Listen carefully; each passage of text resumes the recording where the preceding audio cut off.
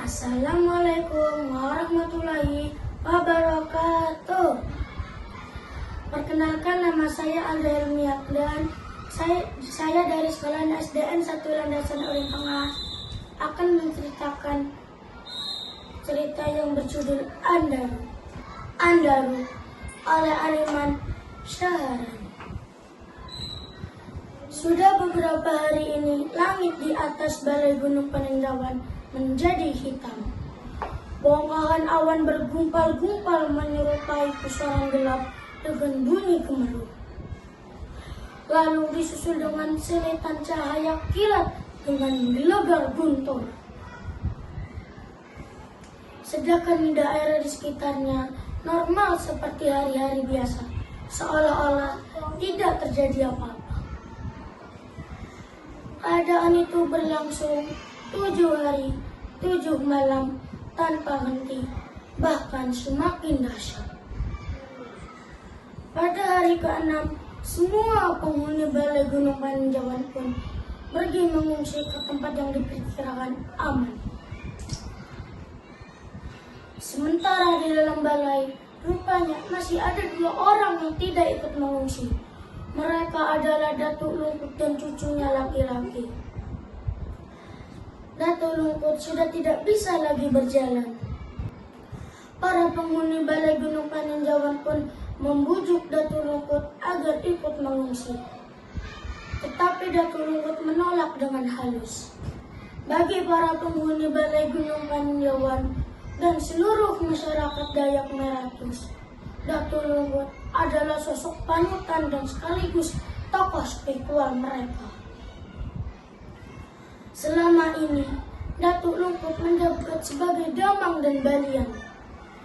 Damang adalah seorang kepala suku, sedangkan balian adalah seorang penghulu adat. Seorang balian adalah juga dianggap sebagai sepuh yang berhak memutuskan perkara-perkara dalam hukum. Kami mengkhawatirkan keadaan kakek jika tetap tinggal di balai ini, kata penghuni balai Gunung Paninjauan membujuk Datuk Lungkut. Aku lahir dan hidup di balai ini. Jika harus terjadi kepadaku, biarlah aku tetap tinggal di balai ini, sahut Datuk Lungkut dengan bersikukuh. Setelah kepergian semua penghuni balai Gunung Paninjauan, Datuk Lungkut pun mengamati dan memperkirakan akan terjadi sesuatu yang tidak biasa. Menjelang malam senja berkabut pada hari ke-7, hari itu benar-benar runtuh menghantam balai Gunung Paninjauan. Akibat mendapat beban yang sangat berat di atasnya, membuat atap balai Gunung Paninjauan melayat dan kian menghimpit ke bawah. Seketika itu juga atap balai Gunung Paninjauan pun rusak dan ambruk mengenai lantai di tengah balai. Bersamaan dengan rusak dan ambruknya atap balai, rupanya jatuh pula benda berkilauan sebesar lesung tergeletak di tengah balai. Datuk Lungkut dan cucunya pun hanya menyaksikan peristiwa itu karena belum mengenali apa bahaya selanjutnya. Benda berkilauan itu terus saja berpusingan seperti gangsing, hingga membuat lantai balai rusak dan menggetarkan benda-benda di sekitarnya.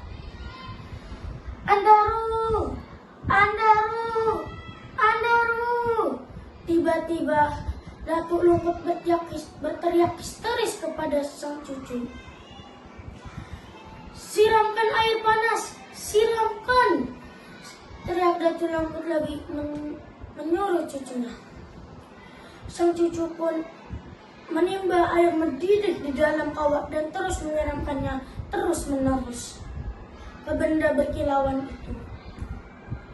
Seperti di komando, saat itu juga para penghuni balai Gunung Paninjauan pun keluar dari tempat persembunyian mereka. Mereka semua sangatlah terkejut ketika ada melihat bongkahan emas sebesar lesung tergeletak di tengah balai. Datuk Lungkut dan cucunya pun menceritakan apa yang telah terjadi.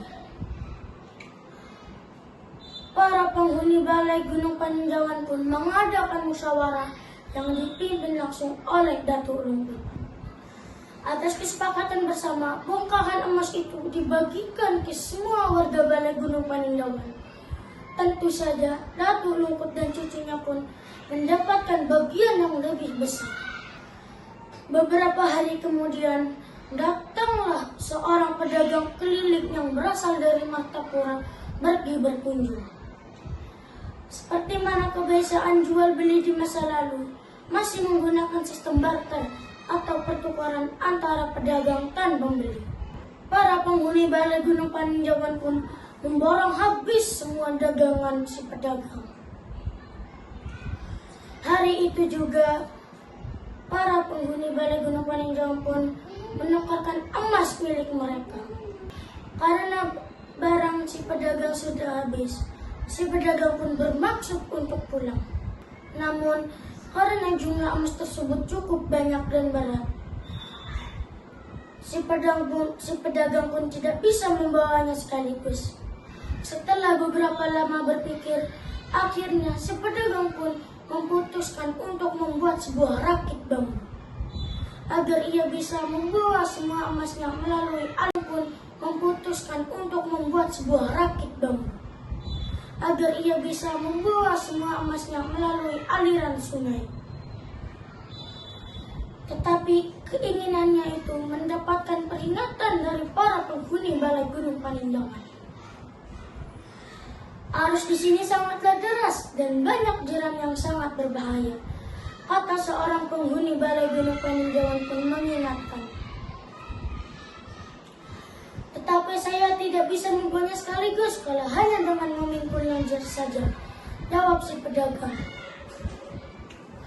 Setelah menimbang dan memikirkannya lagi, akhirnya si pedagang pun bergegas membuat sebuah rakit bambu. Semua potongan emas itu ia muat ke dalam rakit menjadi 2 bagian. Yang berukuran kecil ia masukkan ke dalam beberapa buah wadah. Sedangkan yang berukuran besar ia susun di bak besar di atas lanting. Lalu diikat menggunakan sungawi. Lewat tengah hari, si pedagang pun melabuh lanting di Sungai Mangapan. Seperti yang sudah diperingatkan oleh penghuni Balai Gunung Paninjauhan sebelumnya, rakit si pedagang pun dilepaskan oleh arus yang sangat deras. Hempasan demi hempasan membuat rakit si pedagang oleng dan terguncang hebat. Dan arus itu menghanyutkannya ke cerulian yang sangat keras.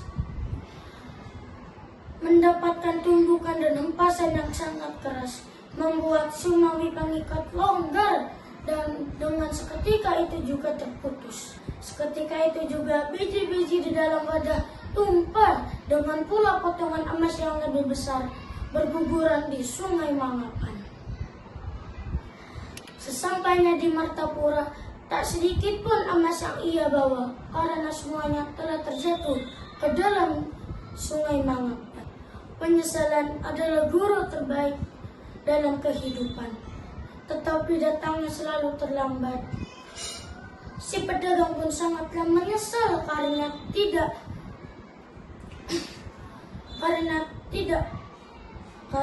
tidak mengindahkan peringatan para penghuni Balai Gunung Paninjauhan sebelumnya. Tapi mau apa lagi, semuanya sudah terlambat. Nasi sudah keburu menjadi bubur. Beberapa hari kemudian, si pedagang pun kembali ke Sungai Mangapan untuk mencari emas miliknya. Aktivitas itu ia lakukan berulang kali hingga berbulan-bulan lamanya. Para penduduk sekitar pun bertanya-tanya, dan ketika mengetahui bahwa si pedagang sedang mencari emas, mereka semua pun beramai-ramai mengikutinya.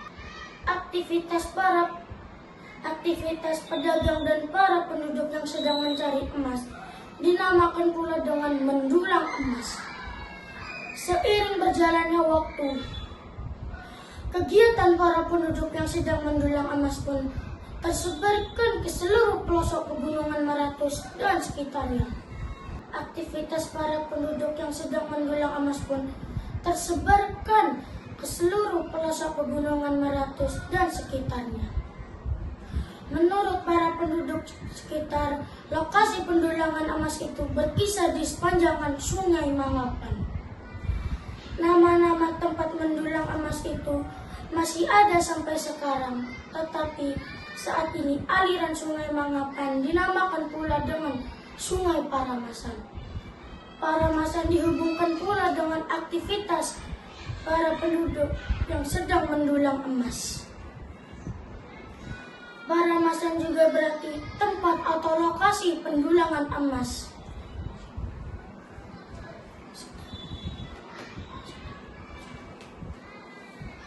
Baik.